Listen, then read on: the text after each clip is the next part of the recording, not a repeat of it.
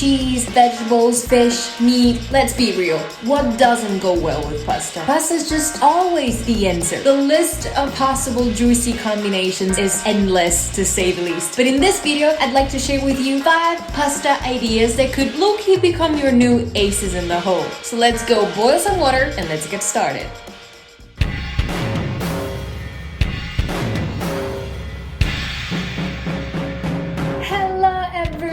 This is Barbs, but today you may call me your trusted Italian pasta lover. Here to serve you. Pasta and Italy are almost synonyms, I would say. When you think of Italy, you think of food. When you think of Italian food, you think of pasta.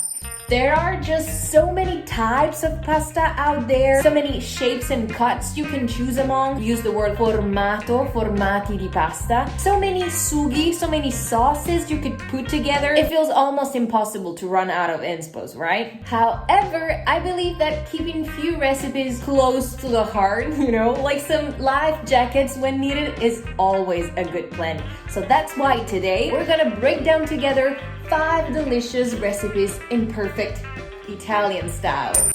I divided our recipes into categories that represent different occasions of use, I would say. So without further ado, let me introduce you our first group.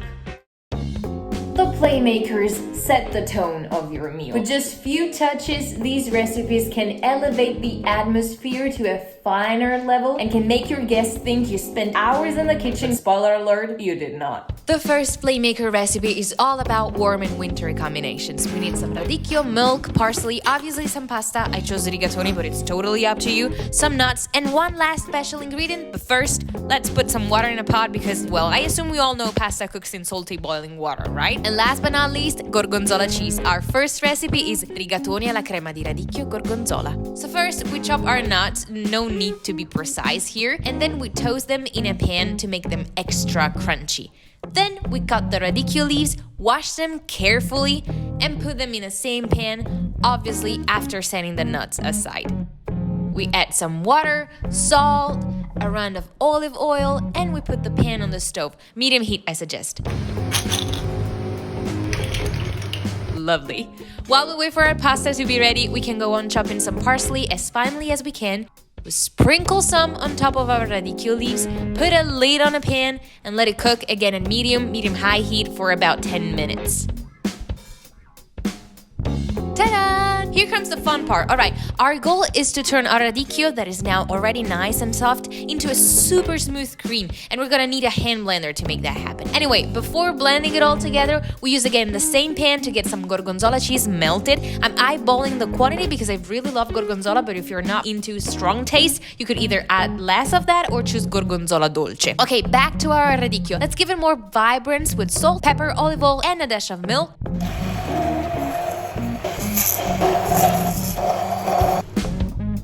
Change of shot to have a look at what's going on the stove. The cheese is slowly melting. We just want the heat to be a little lower. We add our cream. Look at how purple and nice it is. We give it a little stir and transfer our rigatoni. You can't really see it from this angle, but there's still some acqua di cottura cooking water in the pot, and we want to combine that as well with our sauce because the more acqua di cottura you use, the smoother and creamier the sauce will be. Voila, my friends! We grab a plate and complete the look with some final touches. Parmigiano Reggiano, nuts, and parsley. Enjoy!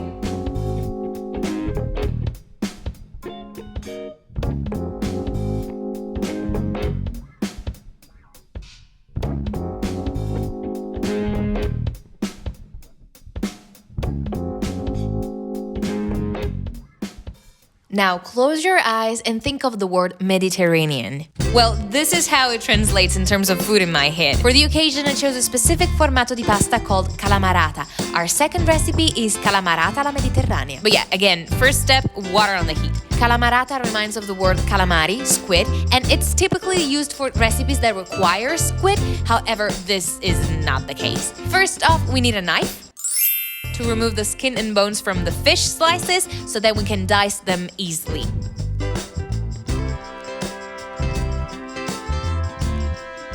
I washed the fish under running water beforehand, but we still need to give it that little fresh kick, so we let it marinate for 5-10 minutes in lemon juice, olive oil, salt, and pepper. Now, throw your pasta in the pot and then let's take care of our beautiful little tomatoes. Yeah, I changed the type of knife because the other one wasn't very practical. Anyways, once we cut the tomatoes into quarters, we're ready to toss the swordfish bites in the pan with some stalks of parsley. And in the meantime, when the pasta is halfway through cooking, we drain it, but we don't throw away its cooking water. Toss, and set aside. Next, in the same pan goes a round of olive oil, our tomatoes, a pinch of salt, and some of the pasta water. We want to cook them gently just for a little while to have them slowly release their juice before adding our pasta with the rest of its water and some tomato sauce. You don't see it because of the editing, but when I remove the lid again, the calamarata is fully cooked, so I can finally add the black olives, the fish bites, and make everything dance in there. Parsley leaves on top, and we're ready to go.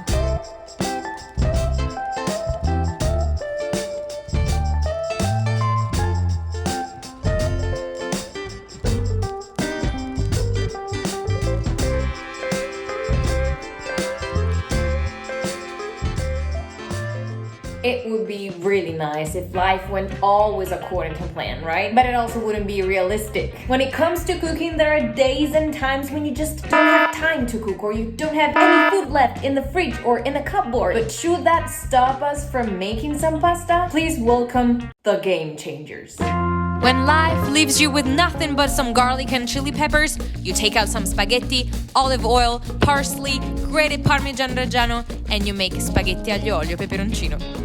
This third recipe is an Italian classic, I would say. Spaghetti aglio olio peperoncino is the go-to for last-minute unplanned dinner parties with your friends, for random late-night snacks during summer. We call it lo spaghetto di mezzanotte. The process is very intuitive. We need to heat up a fair amount of olive oil in which we throw 1 clove of garlic and some chili peppers. The more you put, the spicier it gets. Oh my god, you guys, it already smells so good! When the clove turns into that golden color, we remove both the garlic and the chili peppers from the oil. We transfer the spaghetti, which aren't fully cooked yet, into the pan, and then we cover them up with some pasta water. The reason why we do this is, again, because we want it to turn out very creamy, and so the starch that's released in the pasta water becomes our ally. Some sauces are already pretty creamy on their own, so we don't need to add that much, but some others, like this one, need a little help. This is the stage where we can get creative. We can put Parmigiano with some pepper directly in the pan, we can add some breadcrumbs for extra crunchiness, or we can stick to the Parmigiano for making it a little fancier. We melt it using some cooking water, add pepper and parsley, and then we stir the mixture in the plate with some chef's mousse.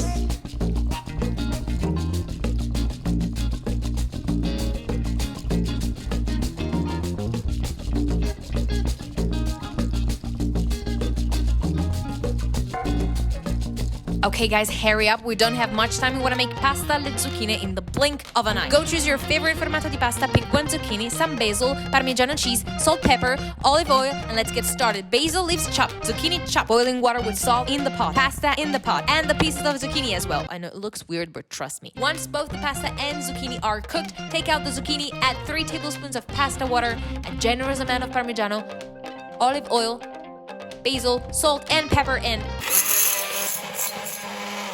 boom, look at that. Add that beauty to your drained pasta, stir, stir, stir over medium-high heat, and your super fast pasta di zucchine is ready for you.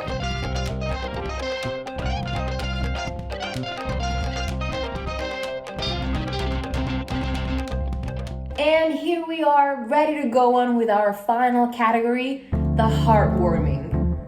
There's just one recipe in this last group because honestly, it is the one recipe that always warms my heart when I make it, when I eat it, and most importantly, when I share it. But first, let me just do something with this location. Let me just... Much better. For those of you who don't know, I am at my parents' house right now, in my hometown, and I wanted to come here because we are about to make something that just smells like Sundays and lunch with your close ones. Our 5th recipe is tagliatelle al ragù. I bet a lot of people over here remember waking up to the smell of fresh ragu when they were little kids. Ragu is one of the symbols of Italian food all over the world, and in my opinion, it's such a shame to believe that there's just one right version, one real ragu. Every single family has their own special version of ragu. And Barb's family's recipe requires macinato misto, meaning minced beef and pork, tomato sauce, salt and pepper, some white wine. I know some use red wine, but white wine is more delicate, less intense. Few carrots, 1 onion, and some celery. These are the basis of what we call sofrito, olive oil, and some milk for that extra smooth touch. Okay, so our first step is to get our sofrito going. We need a knife and a peeler to clean up some carrots. Here, as you can see, I cleaned 4 carrots, but I ended up just using 2 of them. Then we need to dice them with care, and then we need to do the same with our celery. Again, I ended up using only 2 stalks.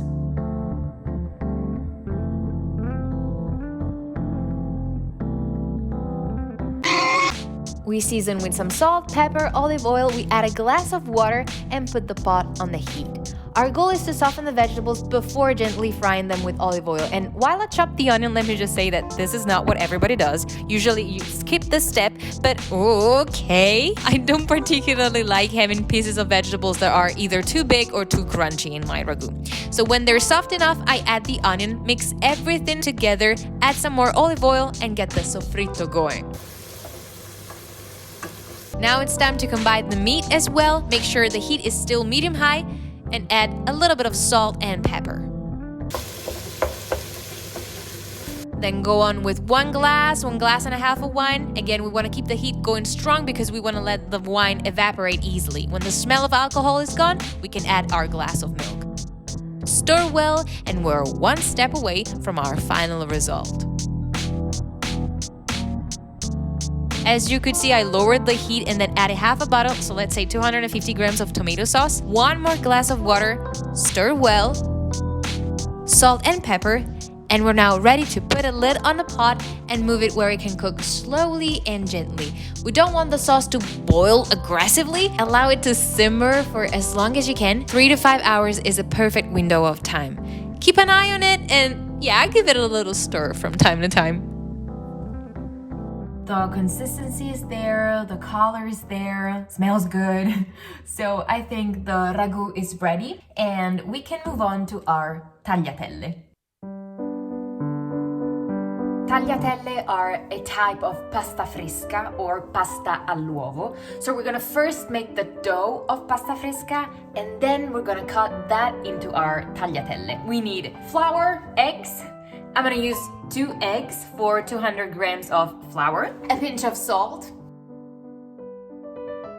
Yeah, I don't want to ruin the atmosphere with my voiceover. I guess the process is pretty self-explanatory. You just knead everything together and then you cover your dough with paper film and let it rest for half an hour.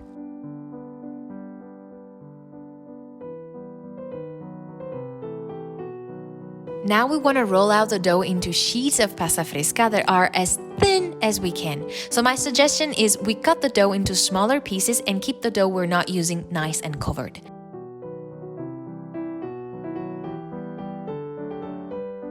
All I can say is be patient, it's gonna take a while. Just keep turning your piece of pasta from one side to another and give it a little love.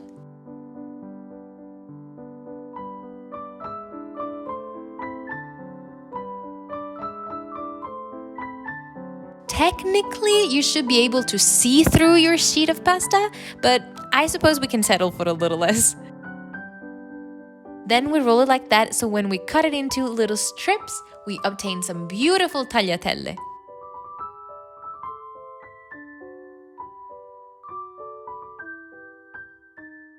Okay, so now that we're putting our tagliatelle aside, we want to make sure that they don't stick to each other. And we also want to help them dry a little bit before cooking them in boiling water. If we put regular flour on top of them, then the excess of flour will also end up in boiling water and it would turn into a gluey, sticky film that would just ruin the texture of our tagliatelle. And we definitely don't want that to happen, right? So we're gonna put some magical semola on top of our tagliatelle instead.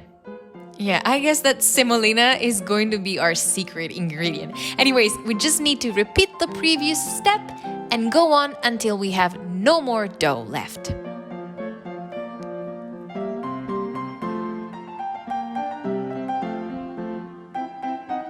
And in the blink of an eye, we're done.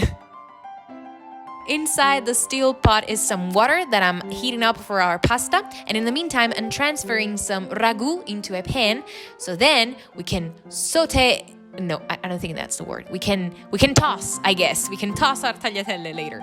We add some salt to our boiling water. There we go. These take only a few minutes, so all you need to do is save up some cooking water and keep an eye on them, because usually when the tagliatelle come out, like close to the surface, it means they're ready. We drain them with care, warm up the ragu in the pan with some of the cooking water, combine our tagliatelle and then stir, stir, toss, stir. Adjust your proportions with the sauce. Guys, just let the tagliatelle and the ragu talk to you. You'll know what to do.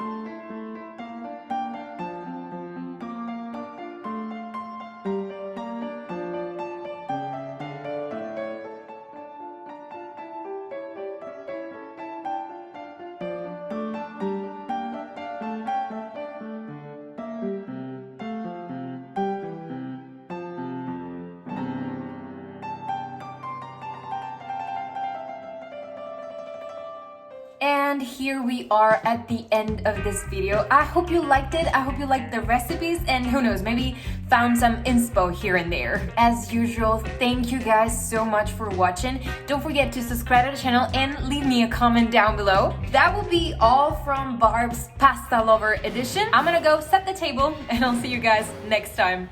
Bye!